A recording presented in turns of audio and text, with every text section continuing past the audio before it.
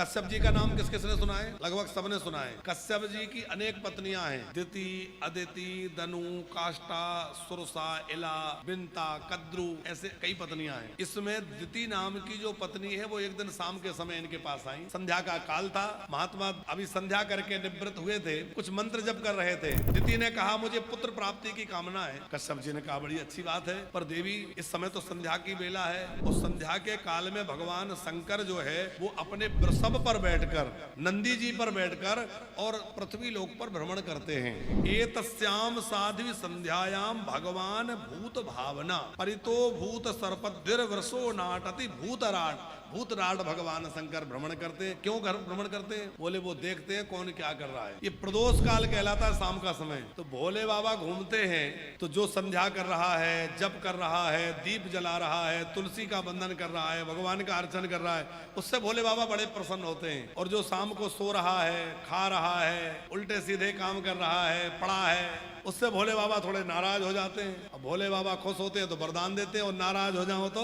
परेशानी उत्पन्न होती है। तो भोले बाबा घूमते हैं। इसलिए कश्यप जी ने कहा देवी इस संध्या के काल में तुम्हें ऐसी याचना नहीं करनी चाहिए। एतस्याम साध्वी संध्यायाम, हे साध्वी तुम तो परम पुनीता हो, बड़ी अच्छी हो, देखो इस समय तुम्हें ऐसी याचना नहीं करनी। संध्या काल में क्या क्या नहीं करना चाहिए? 4 काम ऐसे हैं जो शाम के समय अथवा सूर्य उदय के समय, संध्या का मतलब केवल शाम से नहीं होता, दिन और रात्रि का जहां मिलन होता है उसको बोलते हैं संधि काल। और संधि काल को ही संध्या कहते हैं। तो प्रातः संध्या, सायं संध्या, तो दिन और रात्रि का जो मिलन होता है वो संध्या काल कहलाता है। उसमें 4 काम विशेष रूप से वर्जित हैं। कौन कौन से?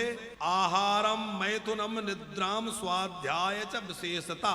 पहला है आहार, कुछ भी खाना नहीं चाहिए। पुराने लोग बहुत ध्यान रखते थे, हमारे अग्रवाल साहब को याद होगा, या जो पुराने लोग, पहले हमारे बुजुर्ग लोग कहते थे भैया शाम का समय है अभी कुछ खाओ मत। हमारी माता जी तो बहुत डांटती थी, अभी संध्या हो रही है अभी मत खाओ। तो संध्या के समय कुछ खाना पीना नहीं चाहिए। दूसरा, संध्या के समय सोना नहीं चाहिए। शाम का समय हो रहा है, आप ऑफिस से हारे थके भले ही चले आए दुकान से, पर शाम के समय लेटना नहीं है, बैठो। सूर्य अस्त के पहले, अच्छा सूर्य अस्त के 1 घड़ी पहले से कम 1 घड़ी पहले से ध्यान रखना चाहिए।